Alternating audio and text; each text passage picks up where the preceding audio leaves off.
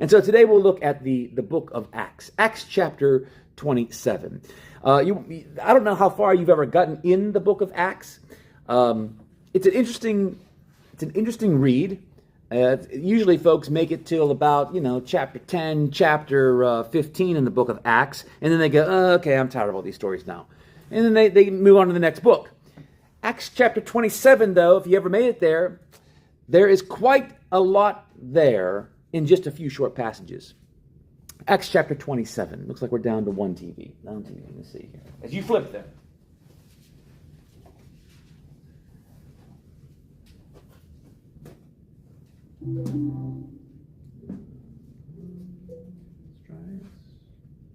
We'll see if it comes up. Acts chapter 27. All right, so let's take a look at verses 13, 14, and 15. We'll just kind of sit there for a while. 13, 14, and 15.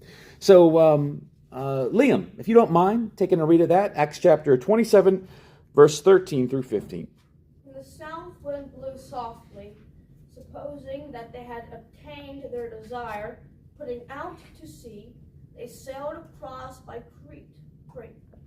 But not long after, a tempest head wind arose, called Euroclydon. Okay, we'll get there. So when the ship was caught and could not head into the wind, we let her drive.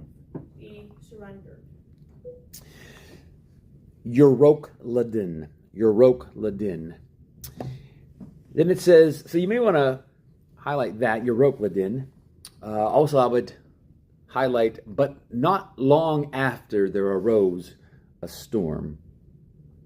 Notice the passage really is about a transition that occurs, a sudden transition.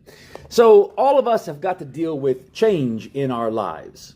Things change, and things can change pretty quickly. I mean, when things change, sometimes we expect the change, we see the change coming.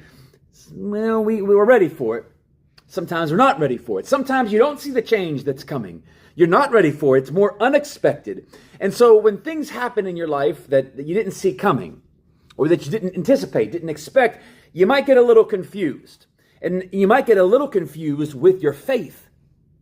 It's not that you don't believe in God, but you're confused with the things that are happening. You're trying to align the world. You're trying to see patterns. You're trying to see significance. You're trying to see purpose.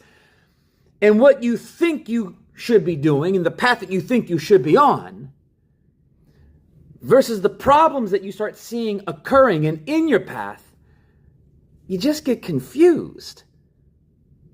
And especially when it comes to how it aligns with your faith. So what do you do when you're confused in life? A lot of us are confused by things and we're just not sure what to do. Here it is Sunday, but you are already perhaps worried about, thinking about, fixated on what's going to happen on Tuesday. Something's coming up Tuesday. Something's coming up Friday. And you're all concerned with that. And you're not quite sure how it's going to work out. And you might get a call this afternoon. And you think it's just a nice, lazy Sunday. But you get a call this afternoon and something upends your Sunday and turns it into a hectic day. What do you do? What do you do? Well, this passage, Acts chapter 27, gives us insight as to lessons that when you are in a storm, especially a storm that you didn't see coming, what to do. It's a storm that Paul faces, the Apostle Paul, along with his companions. And it provides you and I a little glimpse, some principles into navigating a storm. Now, before you can see and understand the power that is in Acts chapter 27, you've got to understand a little bit more about the personality and the person who is in the storm, and that's Paul. But in the end, I'm going to tell you the end right now. In the end, Paul says, no matter what the storm is, no matter what problems I'm going through, no matter how I see this stuff, I still have faith. I still have faith. Even though the TVs don't work, I still have got faith that we'll get through this sermon. So here's a quick lesson on the Apostle Paul. Apostle Paul is on a mission. His mission is the book of Acts. And that mission is going to be on the move. As the book of Acts goes through, really that is all it is the acts of all of the apostles, in particular Paul, as he goes about spreading the word of God throughout the entire world. How did you learn about the Bible? How did you get into this seat today? How did this concept of Jesus ever come between your ears? It's because of this book. This book is when the message starts to go out. So Paul was born in a place called Tarsus. Tarsus is under the Roman Empire. So Paul is a Roman citizen. That's going to be real important here in just a second. He's a Roman citizen. Now, he's also a Jewish Pharisee. Now, you get sometimes messed up by Pharisee, Sadducee, preacher, ruler. The Pharisees were this elite group, kind of a little bit of a snobby group, a group of folks who thought they were a little smarter, a little more righteous, a little better, a little more know-it-all than everybody else in terms of the religious world. They weren't too humble, and they loved wielding their power, but they all were very, very smart. And so Paul, that's who Paul comes from. In fact, Paul, in the annals of history, is considered, whether you are in the church or outside the church, the Apostle Paul is considered one of the smartest philosophers and critical thinkers ever to be. One of the top 10 at least. So this Jewish Pharisee, somewhere along the book of Acts, Acts chapter 9, he's walking on a road to Damascus to go and persecute Christians because the Jewish people don't like Christians. And so he has spent much of his life persecuting and killing Christians. But in Acts chapter 9, he meets somebody on this road to Damascus. And he meets God. He meets Jesus. And Jesus converts him right there into becoming a Christian. And God gives Paul a mission. Just one mission. Do you know what that mission is? The mission is in Acts chapter 9, verse 15. Go ahead, Liam, take a read of that. Actually, JB, go ahead. Acts chapter 9, verse 15. What's it say? But the Lord said to him, Go, he is a chosen vessel of mine to bear my name before the Gentiles, kings and children of Israel. For I will show him how many things he must suffer for my name's sake. Oh, there's a lot in that passage. Now, the first thing is that he's going to be suffering, okay? As all of us Christians will from time to time, for God's sake. But notice what his mission is. His mission is to go into basically all of the world and to teach who? I say, well, the kings. It's not just the kings, not just any kings. It's the Gentile kings. It's to go into any area that's not Jewish occupied. We've got people that are going to talk to the Jewish people that are going to convert the Jewish people. Paul's mission is to take this into all of the world. So he's in Damascus, kind of the Israeli area. And in Acts, fast forward, chapter 21, because he's doing some work in that area, he gets arrested. They don't like him. He gets arrested. Now, they're going to try him. They're going to put him in jail, and they're going to try him in Jerusalem. Now, watch what's about to happen. They're going to try him in Jerusalem.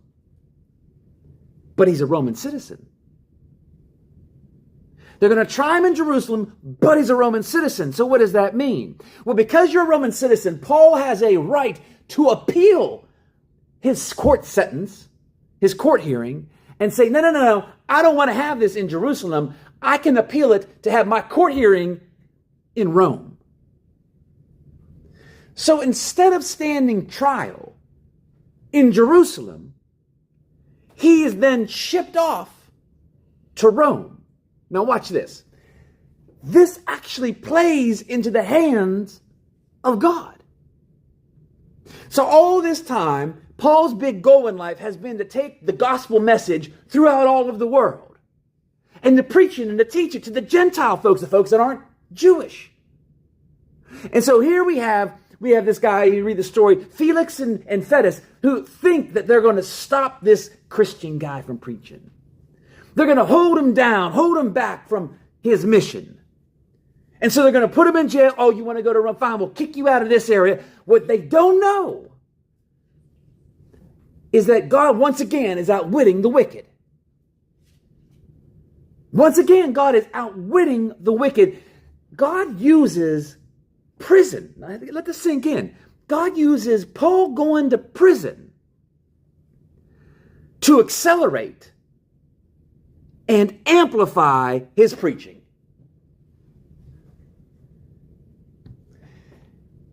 His lifelong goal is that he's going to get to Rome. Why? Well, think of the amount of influence Rome holds in the world. Think of the amount of people that are in Rome. Think of the cultural influence in Rome.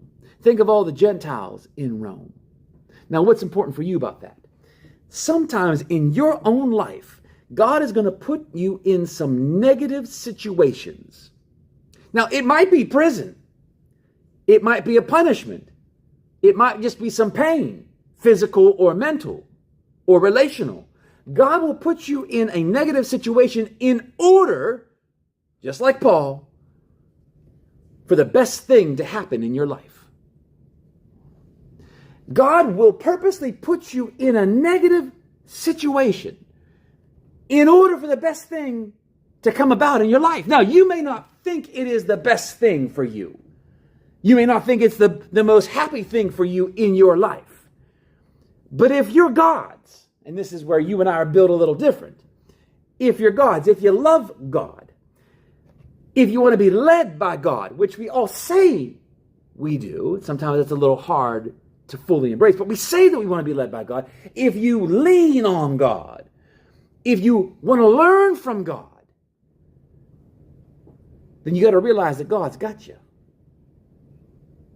Now, sometimes we think that we know it, but we just don't always believe it. We don't always say, yeah, but my faith, do I have faith?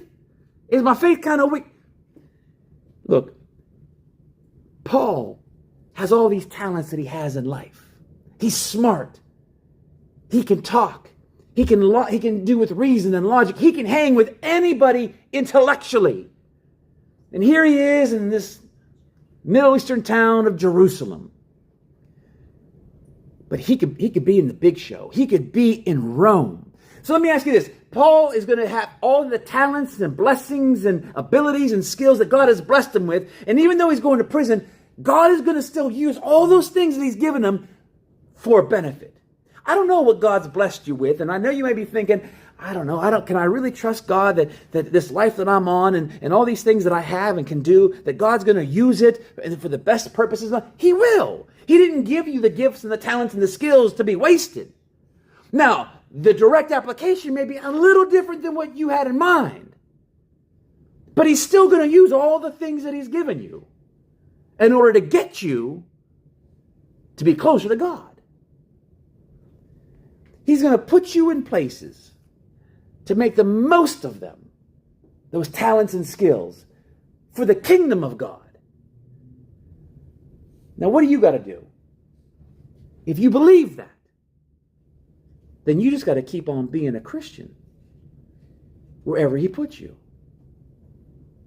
In the Old Testament, it was kind of the same thing. It just a little bit different. There's that guy named Joseph, right? Joseph, not Joseph, Jesus' dad, but another Joseph in the Old Testament. And he said it like this. After his brothers and his family kicked him out and threw him in a pit, then he went to prison, and he made his way in this long journey, miles and miles away, to a palace. He said to his brothers, "What you did to me, you meant it for evil. But God was able to put me and use me in some painful situations, in some painful places, and meet some painful people, all for his purpose. And I'm not bitter about it. I think I've grown better for it and from it. And so I'll be kind to you." In other words, wherever God puts you, leads you, takes you through, you still got to be keeping a Christian mindset. You still got to be, you can't be like, well, it didn't go my way, so I've got a right now to be angry, or I've got a right now to give that person a piece of my mind, which we can do. So now you see how Paul gets on this ship. He's arrested in Jerusalem and he's heading to Rome. So now here's the trick that he's going to take. He's got to get from Jerusalem, and he's going to go up through the Mediterranean into the Adriatic, is it the Adriatic Sea? The Adriatic Sea, and he's heading to Rome. Now, here's the catch.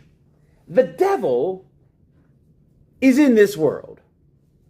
And if you recall the story of Job, the devil kind of sits there and evaluates the world and then hears the things and sees the things that God is doing and starts to have plans and makes kind of some deals with God as to what he can do. And so now, instead of a peaceful passage all the way from Jerusalem to Rome, a storm arises. Now you say, well, where is the storm? Actually, on the map, notice it says where the storm arises. Just south of Italy. And so the storm arises. Look, wherever God has a purpose and a plan in your life, whatever you think God's purpose and plan is for your life, you need to realize that the devil will always stir up storms to try to toss you off track. Wherever you think you're heading because you have a purpose in life and you're trying to do good for God, the devil will also be right there. You want to see the devil enter your life? Just go ahead and try to think of something that you're blessed in and he'll be close behind. He's going to try to throw you off track. He's going to try to get you to give up on God. That is the history of Satan throughout the scriptures. You say, well, yeah, Chris, actually, now that you say that, I've seen that in my life. I've been there. I think something's going the right way, and then, some left turn comes out of nowhere. Or maybe you're in that storm now. You're in this storm. So what do? Well, you have got to have so much faith, as Paul's on this ship. You've got to have so much faith, so much resolve, so much trust in God that you just keep on looking to the place that God is trying to carry you. Even though he's in a storm, you've got to have so much faith and trust that you just keep on looking to the place that God is trying to carry you. Take another look at this. Now we're Acts 27. When the south wind blew softly, supposing that they have obtained their desire, putting out to sea, they sailed close to Crete. 14. But not long after, see, the devil's close behind. Not long after, a tempestuous headwind arose called Euroclydon. So when the ship was caught and could not head into the wind, we let her, the storm that is, drive. Or in other versions may say, we surrendered. The passage shows basically that when a storm comes out of the blue, when chaos happens quickly in your life, a lot of things happen. There are two sides to the story. There's the crew and there's Paul. There's all these folks that are in the boat, and then there's Paul.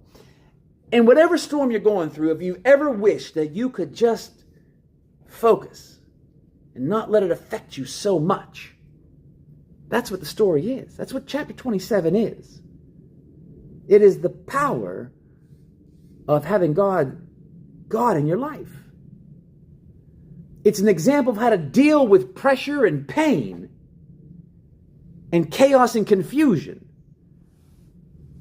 And if you can learn in the story what Paul does, how Paul thinks as a person of God, then tomorrow, today, this afternoon, this week, whatever problem arises, whatever storm quickly turns on you, you won't feel so flat. Now look, as someone who struggles with some anxiety and stress and pressure and panic, and from time to time, it's not that you don't have those things. You know, I used to ask Dr. Friday, man, when's this panic stuff going to go away? I've been seeing you now for so long. Aren't we done with it? He said, Chris, I'm sorry if that was your impression. This doesn't go away. This is who you are. All we're trying to do is help you find ways to quickly shut it down when it shows up. And so if you're struggling with storms or you get flustered in storms, This passage, this section of Scripture is really about how can I as a Christian learn to shut it down when the storm shows up. Verse 13. For the most part, as you read verse 13, there are expected things in life that you can handle. But then there are unexpected things that pop up. That's the significance of verse 13. There's some things, yeah, I know what's going to happen. Some things that you don't know. And so the storm called Euroclydon. So it's an actual system. The sailors knew about it. It's these strong winds that come out of the north of Europe, the northern area from Europe. And they come in, they're kind of like a hurricane or a typhoon. And sailors were fearful of them. They would not sail during certain seasons. And so it seems then that the normal time for this storm wouldn't have been now. The sailors probably wouldn't have gone out. Now, it may have been close to the season. It may have been far from the season. But it doesn't seem like they would go out because they knew about these types of things. Satan seems to be using a storm here that shouldn't be there in order to throw Paul away from God. I don't know what it is in your life that is unexpected. I don't know if it was a sickness. I don't know if it's I think of Larry. I'm sure Larry didn't think, or Pauline, or others that they'd be dealing with this sickness, this cancer now, really at this time. Think of our family and my brother. You think, really now at this time? What? I was just thinking about we might go in business together one day. I'm sure, different businesses, you may have taken a job, maybe thought about starting a business, and then COVID happens. You may have had some sort of success, been doing really well, and then you lose a job. Satan can use storms in your life that shouldn't be there during a certain season of your life in order to try to throw you off track. So what do you do?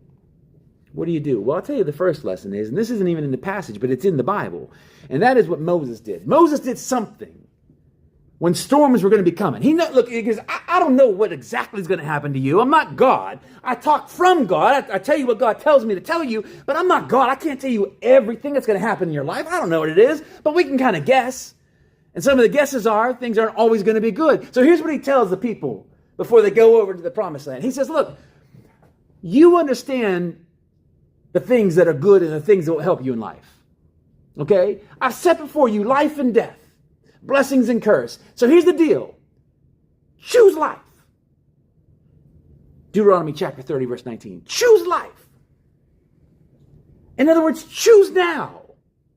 Before the storm, hey, don't wait until the storm hits, because when the storms hit, you're going to say, if it comes out of nowhere, you're going to say things like this. What is this? What is this? Why is this happening? Where's God? When the unexpected storm comes. And you're going to say, well, where am I? Why would this happen? I'm confused. And then when you're confused, especially if it's a real storm, like a Euroclydon storm, you may give up on God.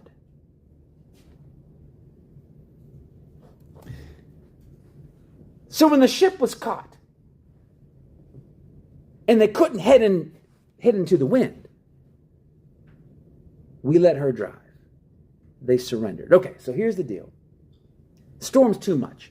You got a crew that's dealing with three things, and they're the same three things that I deal with companies. They're the same three things you deal with your children. They're the same three things that happen anytime you're in a storm. Fear, anxiety, and loss of control. Fear, what's going to happen? I think I might be in big trouble. Anxiety, what's going to happen next? And loss of control. That's what they're dealing with on the ship. And so what do? It says the crew surrenders. The crew surrenders. Let me ask you something. At this stage in your life, fear, anxiety, and loss of control. At this stage in your life, even if you're in 8th grade, didn't you think you'd be a little further along than you are right now? That you'd be happier, or you'd be smarter, or more settled, more established, that you'd be cooler, that you'd be more accomplished, that you'd know more, that you'd have more girlfriends, more boyfriends, I don't know, that you'd be richer, that you'd be more successful somehow. Let's do this. At this stage in your game, did you think that you'd be dealing with the stuff that you're dealing with now? That can be kind of confusing. That can be kind of like, what? And when you're in a storm, you can't operate optimally when you're in a storm because you're in survival mode. You are just trying to survive in a whirlwind. Now here's the thing as we kind of draw this to a close about Acts 27, and we start to draw some points out of here. This storm goes on for a long time. As you read, kind of like you get into verse like 18, 19, the storm, actually verse 19 even says, the storm goes on for like 3 days, and there ain't no end in sight.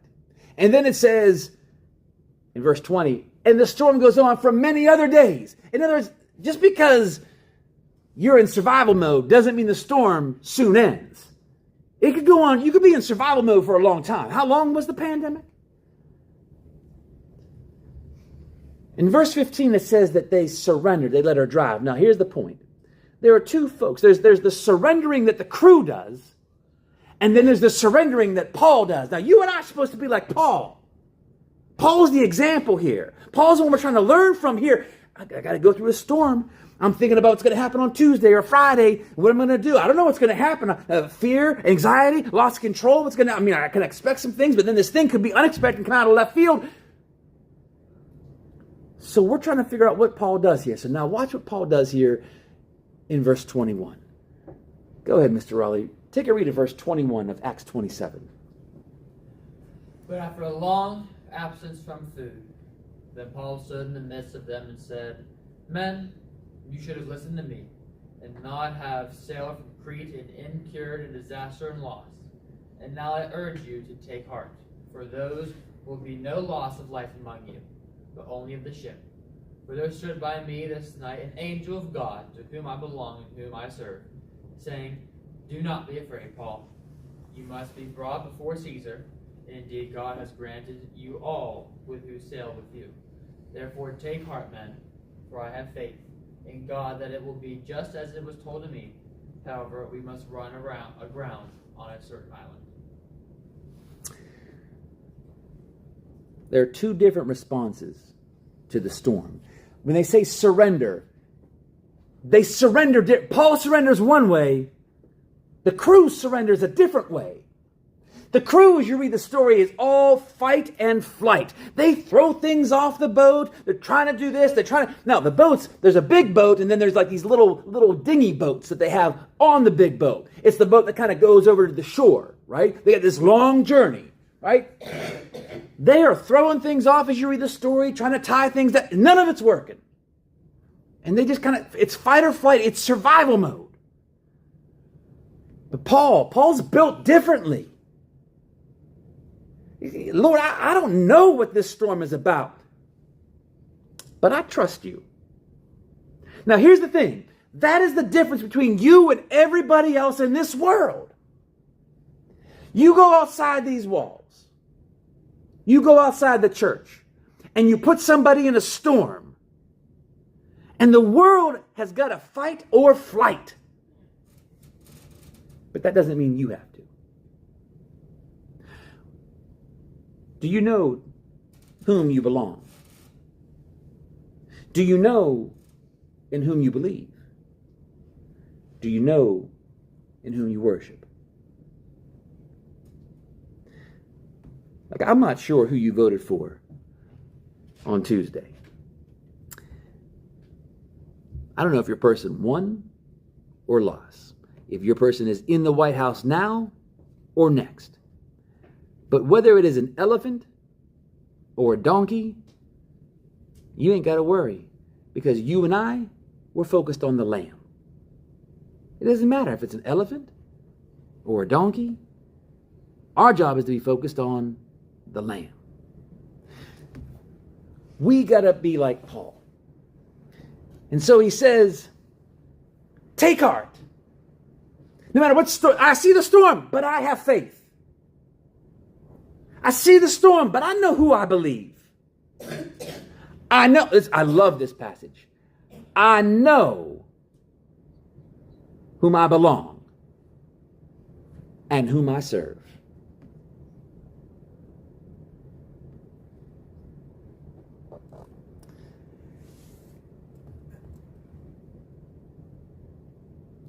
Look at verse 26. Even though he has that faith, however, we must run aground on a certain island. In other words, the struggle is going to still continue. I know that you just because you say, well, all right, I'm going to go ahead and pray now. We're at the point where I've decided to pray. I'm going to bring in God. I'm calling in God's team now. That does not mean that the storm ends. That does not mean that the struggle is over. It just means whatever you got me on this journey, I'm going to stay focused. I'm going to stay focused. I can stay calm. I can stay calm. If you know that there is a God, good. If you know that you belong to him, good. That's different than the crew. And if you know whom you worship, that's good. You say, well, you mean worship? You mean like come to Sunday school class? No, that is some of it coming to worship, but it's this worship here in Romans 12. It means every day I am trying to stay on the right path. It doesn't mean just coming to worship service. It means my service is indeed a life of worship. Now here's where we bring it to the real close. At the end of the story, Paul says to the centurion and the soldiers, this is a big boat. Unless these men stay in the ship, you cannot be saved. Then the soldiers cut away the ropes of the skiff and let it fall off. Look, if you want to have more calm in the storm, if you want to survive the fight or flight, if you want to know how do I navigate when I'm confused and I get these left-hand turns that come out of nowhere and these storms, I didn't see this coming, and I don't want to be all frazzled and all of a sudden, and if this happens, look, we all know that there's probably a call or two, or an event or an email that we could get or two that would cause us to be, and the mind starts racing. What if all of that could happen? And it doesn't mean that you don't stop acting, but if all of that could happen, and you'd say, well, wherever this goes, whatever happens, I know who I belong. I know who's got me. And wherever it's taken me, I'm just going to keep on being his. I'm going to keep on doing the right thing. I'm going to keep on being an example. And God's got me. He gave me these talents and these skills and these abilities and all these blessings. He'll use it for the right stuff. If you know that, it doesn't matter really what that storm is. But you do have to get into the boat. Now let's kind of remember, that's the ark story, right? They had to get into the boat. In 1 Peter, he said it like this. You know that story about the ark? 1 Peter chapter 3? You know that story about the ark? In the New Testament, there's something just like it. It's called baptism. You see, they had to get into the boat in Noah's day. And the water did what? Washed away all the evil. In the New Testament, he says, there's this thing like the ark. It's called the church. And if you want to get into it, you got to get baptized. So we put you in the water, and the water's going to wash away all the evil, all the sins. And once you get washed away, those evil, then you're added to the ark. You're added to the church. And he says, you got to get in the ship. Otherwise, you can't be saved. Now, to get in the ship, there's some things you're going to have to cut out. There's some things you're going to have to cut away. There's some things that you're going to have to let go.